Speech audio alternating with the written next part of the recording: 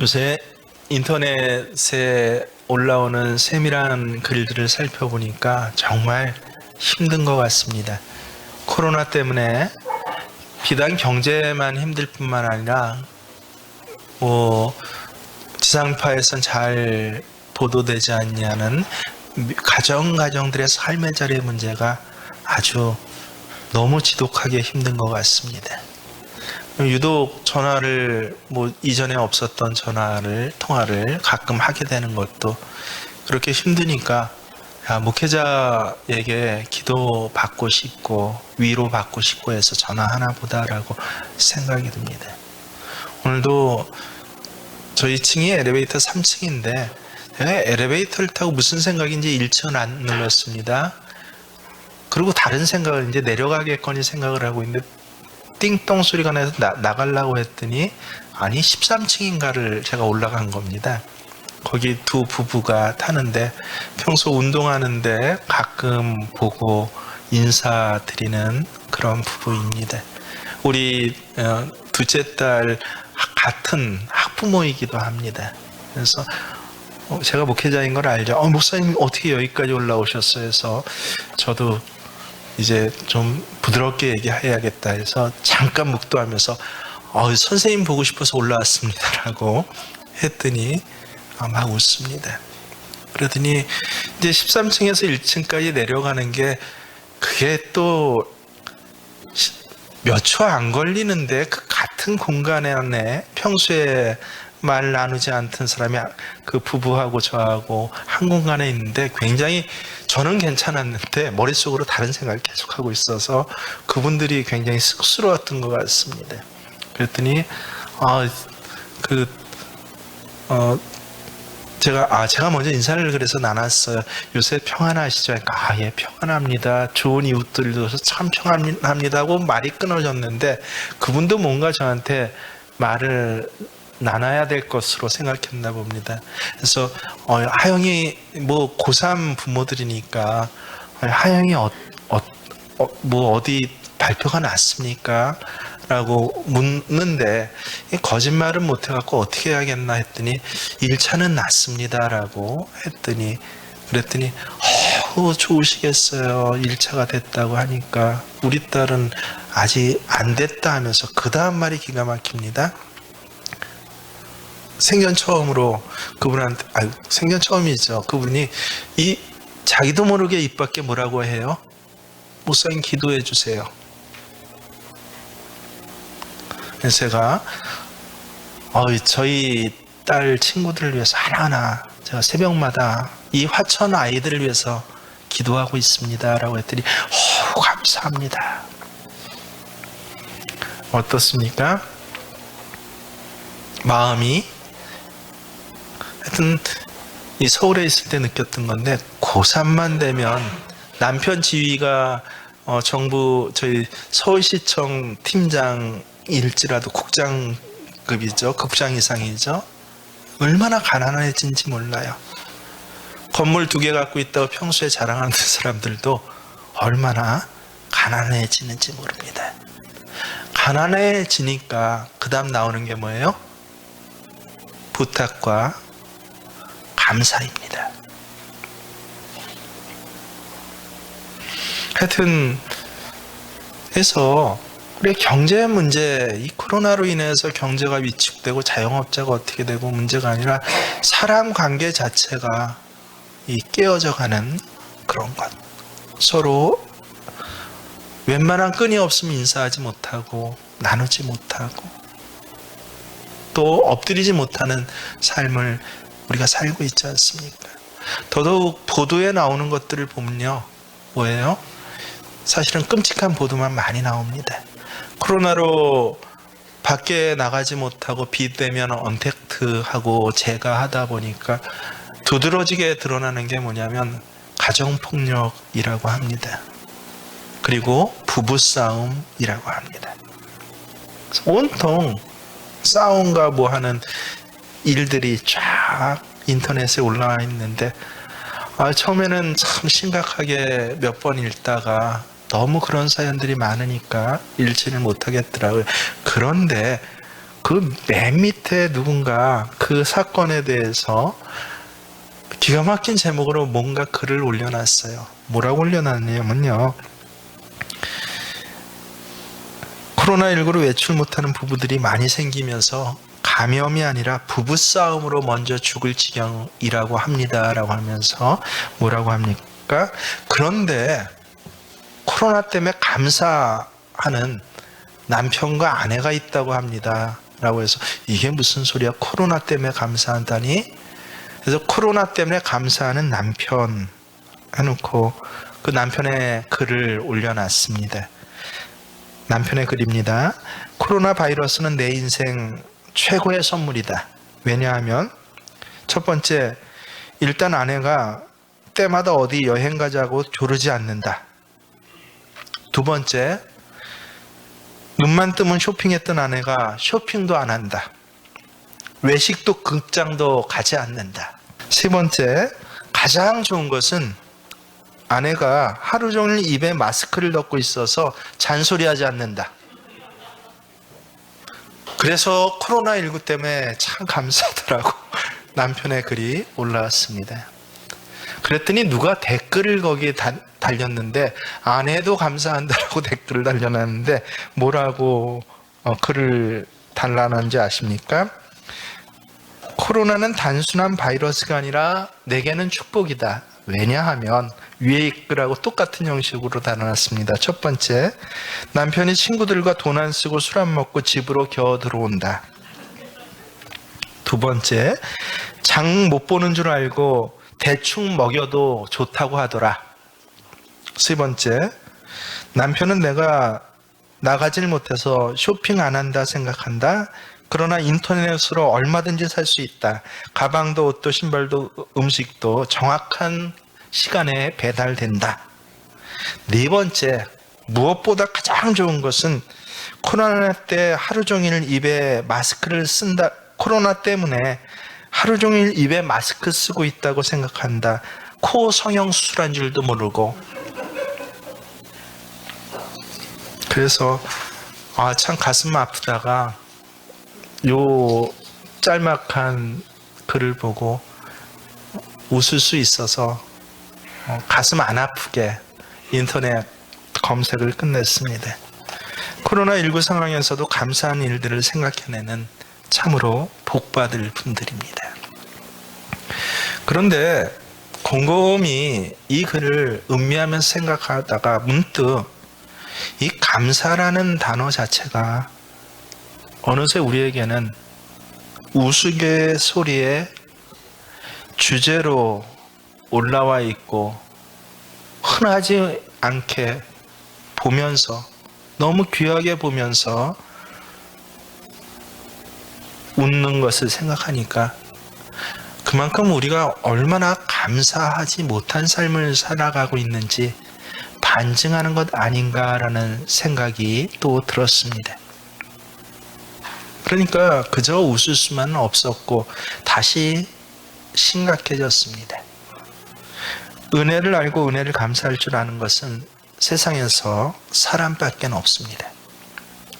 하지만 사람이라고 해서 누구나 다 그렇게 사는 것은 아닙니다. 할 수 있게는 하는데 참 어려운 것이 감사입니다. 감사합니다. 우리 옆에 분하고 시작. 감사합니다. 자, 앞에 저하고도 인사하시길 바랍니다. 고개 숙이고 있는 분들은 저하고 눈을 맞춰주세요. 시작. 감사합니다. 감사합니다. 인사말은 할 수 있어요. 흔히 들을 수 있는 말입니다. 영어 표현에서는 아예 감사합니다, thank you, 감사합니다가 인사예요.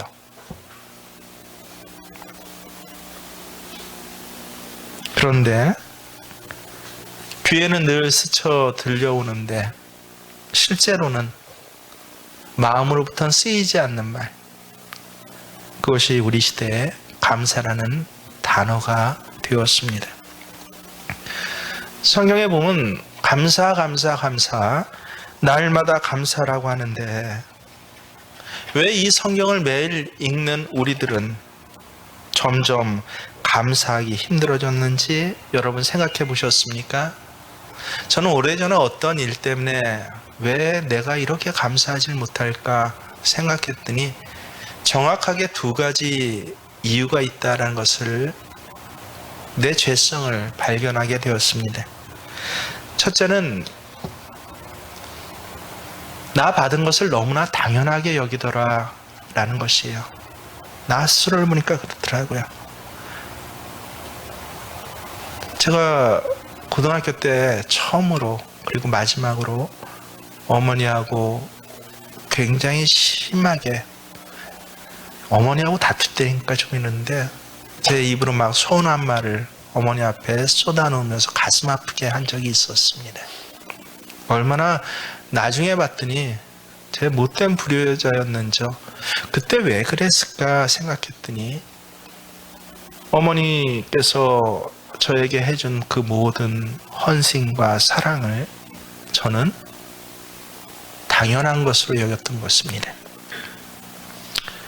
그러고 나서 그런 사건들이 막 터진다고 봤을 때 저를 투영시켜 봅니다.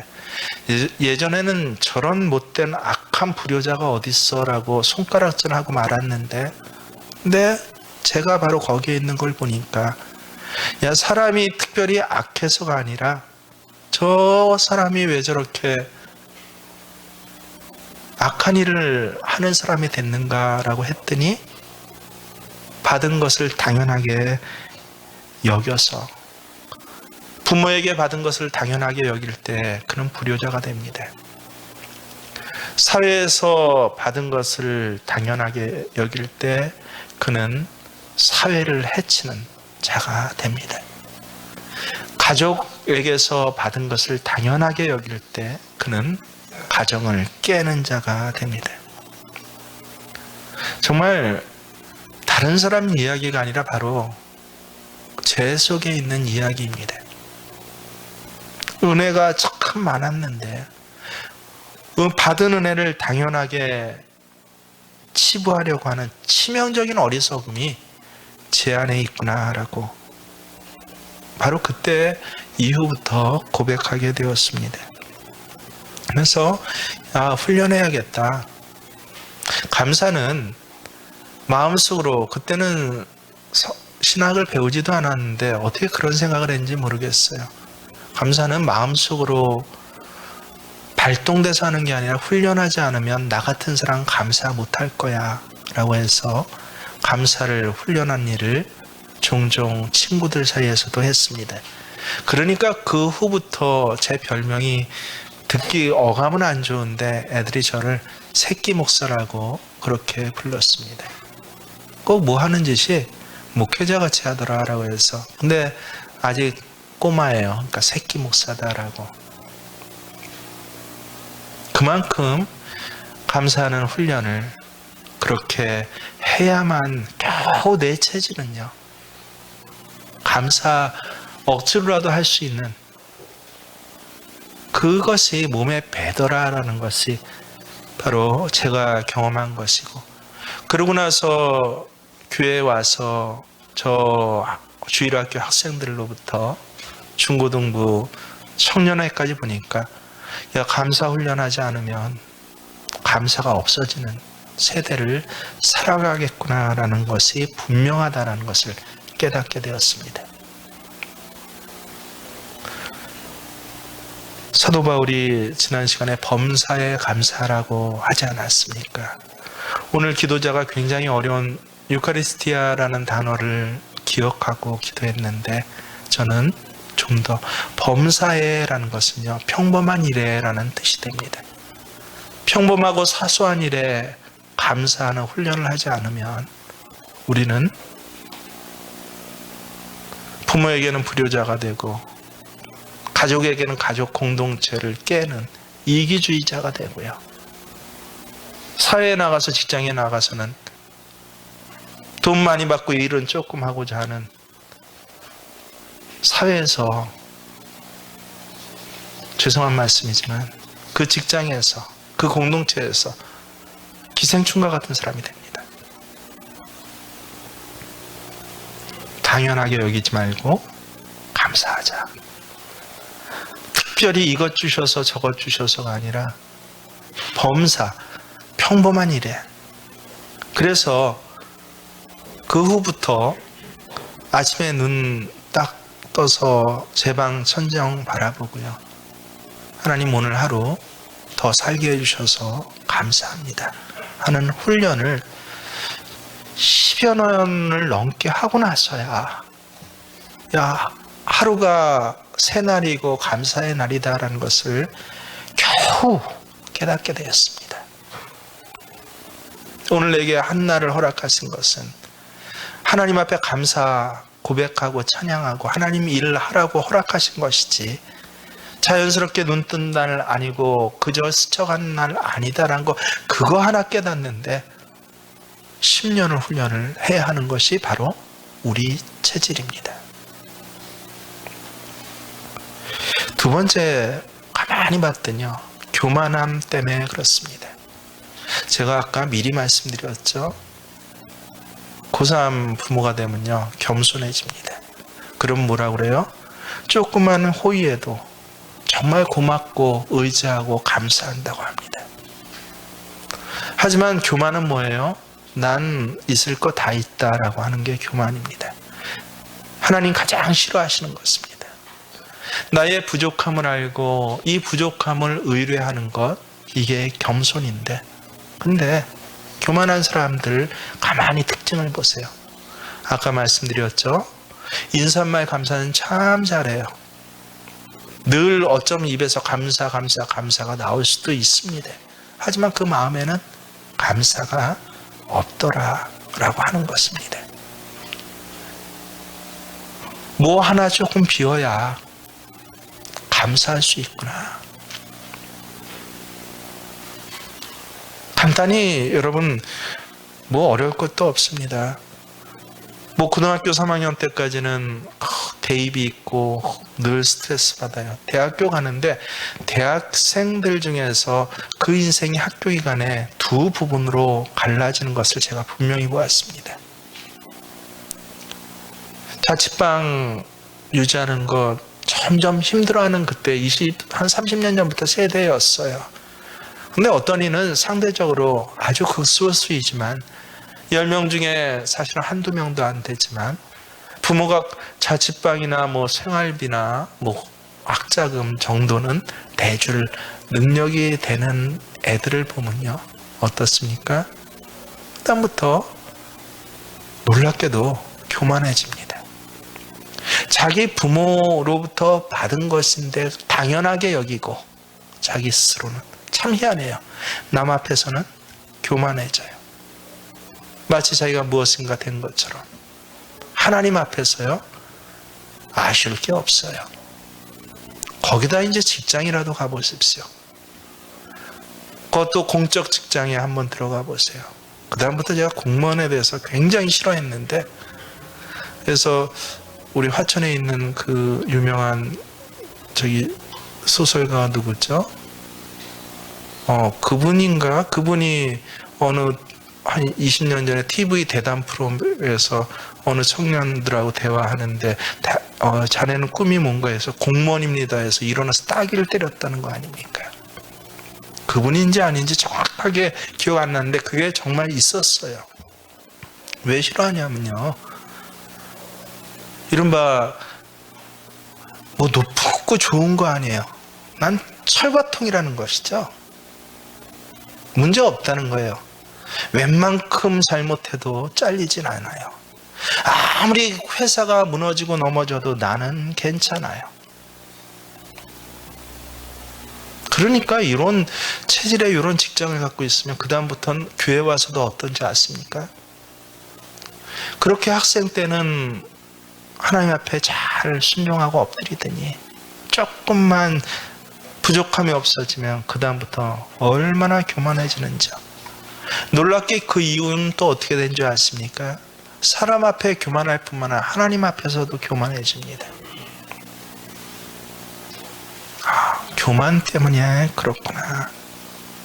그래서 이 두 가지를 알고 당연하게 여기지 말자, 절대 교만하지 말자. 제가 지금 몇 년째 훈련을 하고 있겠어요? 벌써 근 25년, 28년을 훈련하는데도 여러분 잘 될까요? 안 될까요? 어느 날인간 잘 안 돼요. 한없이 교만해져 있는 제 모습을 봅니다. 당연히 여기지 말자 했는데 어느 날은 당연히 여기고 조금 없는 것에 대해서 한없이 화를 내고 분노하는 제 모습이 있어요. 그래도 감사하게 기준을 그렇게 세우고 훈련을 해놓으니까 그때는 모르는데 조금 시간이 지나면 제 모습이 보여서 또 하나님 앞에 엎드립니다. 하나님, 제가 죄인입니다. 엎드려서 회개할 수 있는 기회를 가질 수 있는 것, 이게 보통 축복이 아니구나라는 것을 지금 목회를 할수록 나이가 들수록 깨닫습니다. 가만히 봤더니 어떤 사람은요, 엎드려서 정말 눈물을 흘리면서 회개할 기회를 어느 순간 이후는 도통 얻지를 못합니다. 교회 생활 오래 한 사람일수록 또 한때 열심히 했다라고 하는 사람일수록 그런 병에 걸려서 벗어나질 못하는 것을 가끔 보게 되면서 회개할 때마다 하나님 회개의 마음 들게 해주셔서 이거 잘못한 것 알게 하시고 고백할 수 있게 해주셔서 감사합니다라고 그렇게 고백합니다. 오늘 본문 시편 23절에 보면요, 감사로 제사를 드린 자가 나를 영화롭게 하나니 그 행위를 옳게 하는 자에게 내가 하나님의 구원을 보이리라 라고 합니다. 여러분, 히브리어로 보면 기가 막힌 말이에요. 우리는 참 상식적으로 감사로 제사를 드린 자가 라고 하잖아요. 그래서 감사를 명사로 제사 드리는 걸 동사로 하는데 아니에요. 히브리어로는 한 단어로 되어 있는 거 아십니까? 조베아우 토다라입니다. 감사 제물이에요. 감사와 제물이 붙어 있는 것입니다. 곧 감사가 제물이다라고 하는 것입니다. 하나님께서 찾으시는 제사는요, 동물을 제물로 삼는 제사 아니에요. 물질을 제물로 삼는 제사가 아니라 뭐가 제사예요? 감사가 제사이라는 것입니다. 하나님은 이것을 가장 기뻐하신다는 거예요. 감사가 제사인 그 제사를 하나님 기뻐하시는구나. 이렇게 감사가 제사인 사람을 통해서 하나님은 영광 받으신다라고 합니다. 감사로 제사를 드리게 되면 하나님은 영광 받으십니다. 부모가 되고 나니까 점점 알겠어요. 애들이 커갈수록 점점 알겠습니다. 요새 부모의 은혜를 당연히 여기는 사람 참 많지 않습니까? 자신의 자녀가 부모의 은혜를 당연한 것으로 생각하지 아니하고 진심으로 감사할 때 제게도 그런 기억과 또 그런 체험이 몇 번 있었던 것 같아요. 제 마음이 세상에서 그때 제가 무엇 되었을 때보다도 제가 바라는 것이 이루어졌을 때보다도 가장 행복했던 때가 그때였구나라고 그것을 자식들로부터 체험하고 나서요, 이 말씀의 의미를 정확하게 알게 되었어요. 감사로 제사를 드릴 때 하나님은 영화롭게 되시는구나. 그리고 하나님께서는 우리는 내 자식 기특하다라고 참 안아주는 것으로 그치지만요, 하나님께서는 우리 사람 부모처럼 그걸로 그치는 분이 아닙니다. 그 후반절을 보면 뭐라고 그래요? 그의 행위를 옳게 하는 자에게 내가 하나님의 구원을 보이리라. 그의 행위를 옳게 하는 자, 이걸 풀어서 앞에 하고 설명해 보면요, 누가 옳게 하는 자예요? 감사하는 자. 감사하는 것 자체를 하나님께서는 행위가 옳은 것이로, 옳은 행위로 그렇게 취급해 주신다라고 하는 것입니다. 여러분, 그래서 오늘 이 자리에서 누가 가장 하나님 보시기에 옳은 자입니까? 목숨을 내어놓고 헌신한 자들이요, 전 재산을 내어놓고 헌신한 자들이요, 귀한 사람이에요. 하나님 사랑하실 것입니다. 그런데 하나님 보시는 옳은 자는 누구입니까? 저입니다라고 손드실 수 있길 주의 이름 축원합니다. 저입니다라고 손드실 분은 안 계십니까? 감사로 예배드리는 자. 여러분, 이 예배 시간 앉아있는 것 지금 정말 감사하십니까? 아멘 소리가 작게나마 들려서 저는 너무 행복합니다. 이런 교인들과 함께 예배드릴 수 있어 너무 행복합니다. 이 시대는 예배는 드리는데 대면 비대면은 따지기를 좋아하지만, 거리 몇 미터는 따지기를 좋아하지만, 자기 생각은 참 많지만, 감사로, 이 예배 시간에 감사로 예배 드리는 이 한 사람을 보기가 참 어려운 시대에 우리 예배 전에서는 감사로 예배 드리실 수 있는 저와 여러분 되시기를 바랍니다. 그 사람 하나님 옳게 여겨주시고, 옳게 그래 네가 오라 편들어 주시는 것, 하나님이 편들어 주시면 그 다음부터는 굉장한 일이 일어납니다. 뭐예요? 그 다음에 그 행위를 옳게 하는 자, 감사로 예배드린 자, 그 사람을 어떻게 하신다고요? 내가 하나님의 구원을 보이리라 라고 합니다. 하나님의 구원이 무엇입니까? 여러분 50편 1절부터 쭉 읽어보면 기가 막혀요. 15절에 정확하게 이 하나님의 구원이 무엇인지를 나와 있습니다. 15절 말씀 잘 보세요. 환난 날에 나를 부르라. 내가 너를 건지리니 내가 나를 영화롭게 하리라. 50편을 전체 끝까지 암송을 하시고 큐티를 하지 않으면 연결이 안 되는 말씀이에요.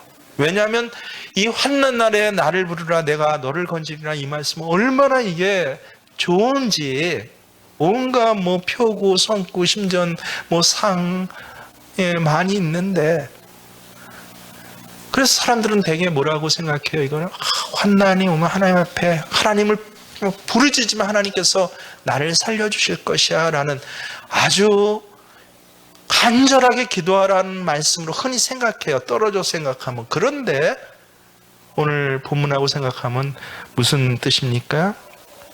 간절히 소리 높여 기도하라는 소리가 아니라 뭐예요? 환난 날에는 오히려 어떻게 하라? 감사로 기도하라 라는 말씀인 것입니다. 앞에 14절과 연결해서 읽어보면 정말 그 뜻이 더 분명해집니다. 함께 14, 15절 함께요. 감사로 하나님께 제사를 드리며 지존하신 이에게 내 소원을 갚으며 환난 날에 나를 부르라. 내가 너를 건지리니 내가 나를. 이게 감사와 연결된 하나님의 명령인데 우리는 앞뒤 다 잘라내고 뭐만 외우고 있어요?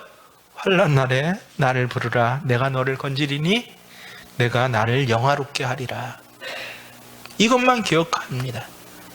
벌써 우리 눈과 우리 사고들은요, 감사란 말은 희미한 것, 형식적인 것, 그냥 의례적인 것으로 얼마나 넘어갔으면요.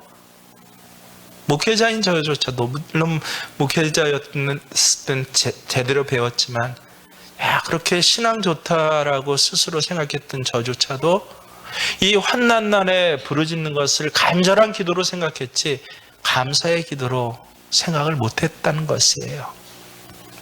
연결이 아예 안 됐다는 말씀입니다. 이것이 제대로 깨우쳐지고선요, 시편 50편을 얼마나 제가 23편보다 더 어떤 때는 한 1년간은 사랑했었습니다. 왜냐하면 제가 감사 체질이 아니거든요. 신문 기자의 눈과 같이 빼딱하고 잘못된 거 잘 분석하고 봅니다. 공부는 그래서 잘했어요. 하지만 정말 하나님 앞에 감사가 없었어요. 죽도록 충성을 했는데요, 마음에 평안과 기쁨은 별로 누려보질 못했습니다. 그 이유가 뭔가? 환난 날에 주여 죽겠습니다 했는데 감사로 기도하지는 못했던 것입니다.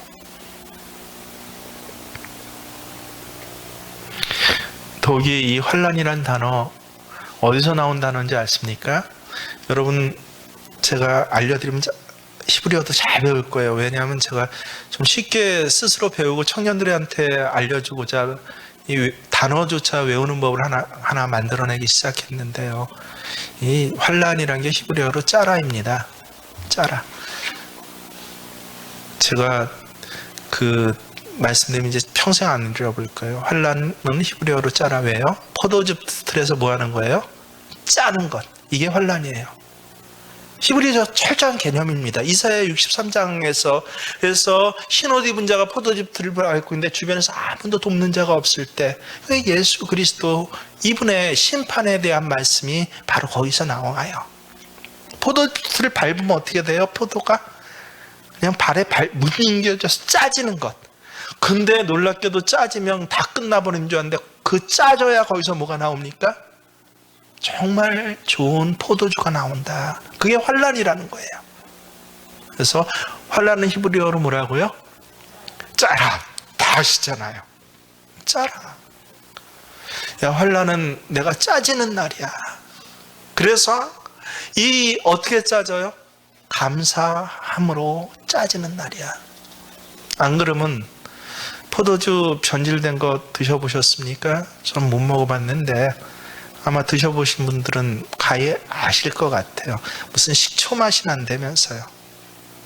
야, 포도주, 생명의 포도주, 성천의 포도주가 식초가 돼버렸어요. 아무짝에도 쓸모없어서 그냥 버린다고 하네요. 내게 환란이 짜라가 안 되면, 감사의 짜라가 안 되면 내게 다가오는 환란은 뭐만 돼요? 아주 독한 식초가 돼서 사람도 독해져요. 그 인생도 독해집니다. 신앙생활 아무리 해봐야 독한 말밖에 안 나와요. 여러분의 환란은 짜라입니까? 악이고 독입니까? 야, 환란을 짜라로 만드는 건 뭐다? 감사입니다. 기가 막혀요. 그래서 없을 때 감사하고 아플 때 감사하고 환란 당했을 때 오히려 감사하고 잘 되고 좋을 때 감사하는 건 누구나 할 수 있어. 그게 하나님께서 우리에게 말씀하시는 거예요. 오히려 힘들 때 감사하고 자리에 누울 때 감사하는 것, 이건 하나님 사람만이 할 수 있는 거예요. 동물적이 아닙니다. 이게 우리가 드려야 할 예배다라고 하는 것입니다. 이걸 제일 잘 알았던 사람이 저는 욥이라고 생각합니다.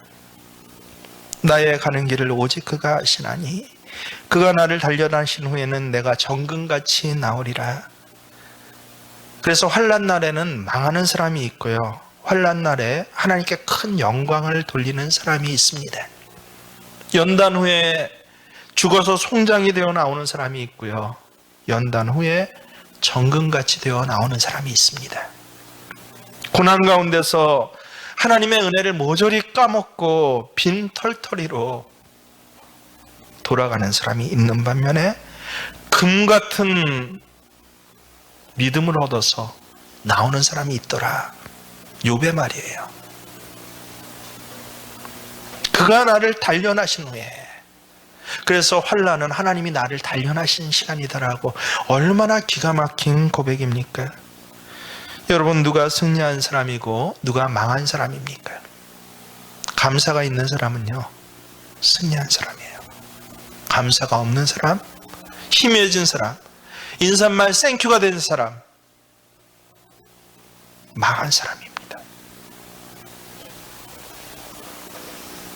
환난 가운데, 고난 가운데 감사함으로 하나님께 예배를 드리며 은혜를 누릴 수 있고 정금 같은 믿음을 얻을 수 있고 하나님을 영화롭게 할 수 있다라고 하나님이 약속해 주셔요.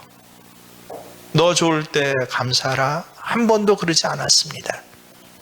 환난 가운데 감사하라.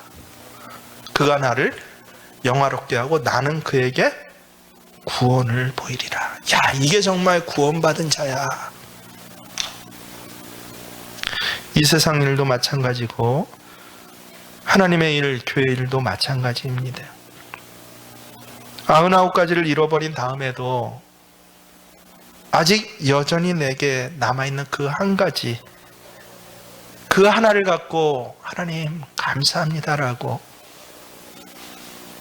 기도할 수 있으면 그는 이미 승리한 자입니다. 하나님이 쓰시는 사람은요, 언제나 잃어버린 것 때문에 불행해서 울지 않습니다. 아직도 내게 남아있는 이 한 가지 것 때문에 오늘 내게 하루를 더 허락하셨군요. 병상인데도 왜 하나님 오늘 내게 하루를 더 허락하셨나요? 감사합니다.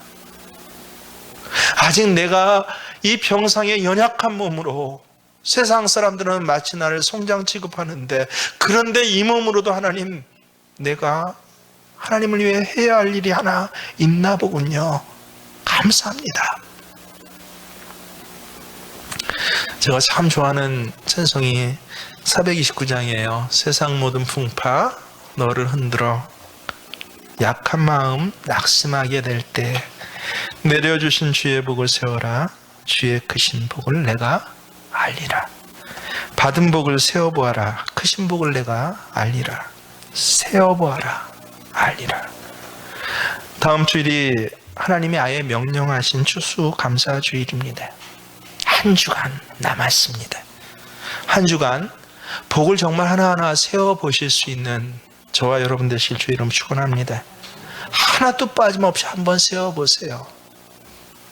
그걸 세어볼 수 없다 한다면 마지막 기회일 수도 있습니다. 그 자리에서 엎드려서 펑펑 하나님 음성이 들려지기까지 일어나서는 안 돼요. 한계라는 게 있는데 한계를 넘어간 것일 수도 있습니다. 믿음이 지켜지고 구원이 지켜지는 한계가 있어요.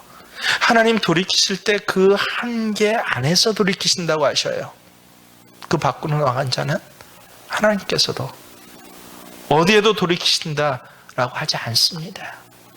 그게 22절이에요. 하나님이 찢으신다. 그럼 누구도 돌이키지 못하고 누구도 그를 건질 수 없다라고 합니다.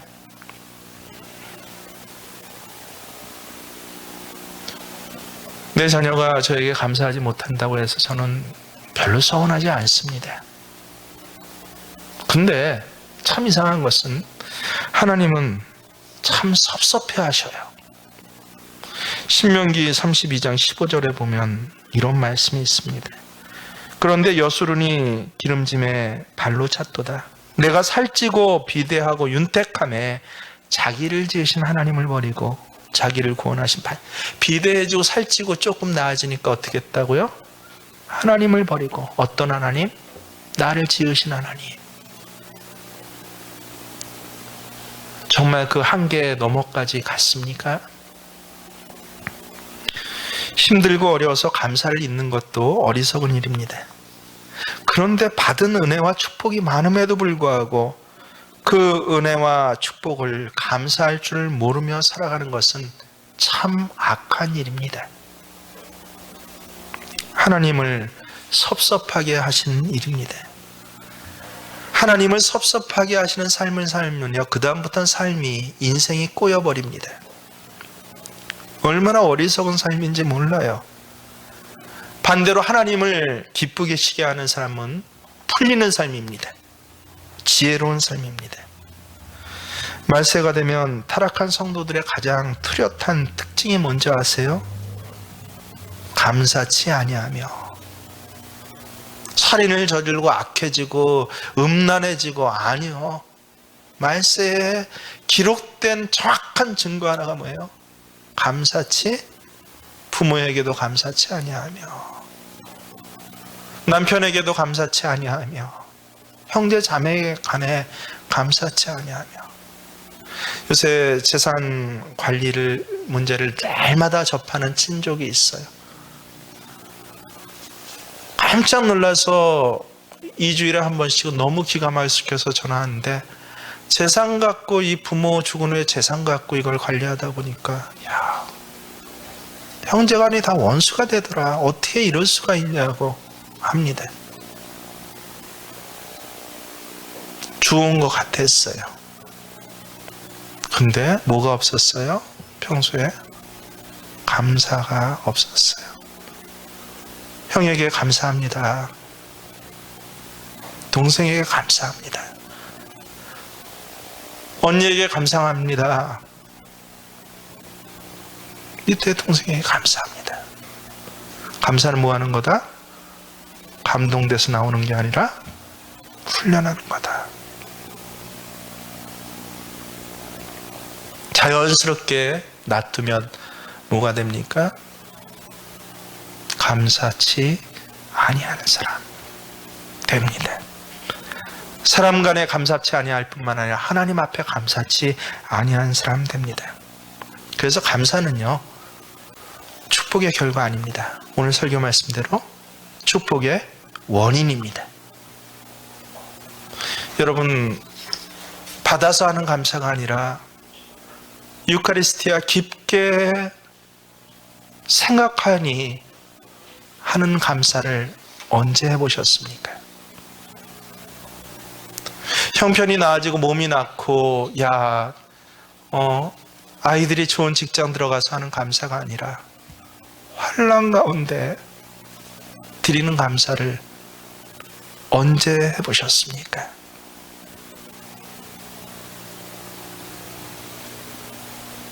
부족해서 꼭 이게 필요해서 하나님 나 이거 필요해 해서 드리는 감사의 기도가 아니라 여지껏 이렇게 주셨고 사실은 별로 부족한 것 없음에도 불구하고 하나님 감사합니다 하는 거. 몸이 병상에 몸져 눕지 않았는데 하나님 감사합니다. 남편 아내 자식들이 큰 문제 사고가 안 났는데 하나님 감사합니다. 그래서 오늘 이 감사 기가 막힌 그래도 감사합니다 라는 이 감사의 제목이 올라와서 제가 눈이 번쩍 뜨였습니다. 그래도 함께 해볼까요? 그래도 감사합니다. 그래서 감사합니다. 그럼에도 불구하고 감사합니다. 그리하셔서 감사합니다. 그리하지 아니하실지라도 감사합니다. 평범한 이 일상에 감사합니다. 무엇보다도 나 받은 구원 아직 지켜지고 있음에 하나님 감사합니다. 이 감사를 고백하시는 저와 여러분 되시길 주의 이름으로 축원합니다. 우리 함께 주신 말씀 기억하시면서 주의 이름으로 함께 기도합니다.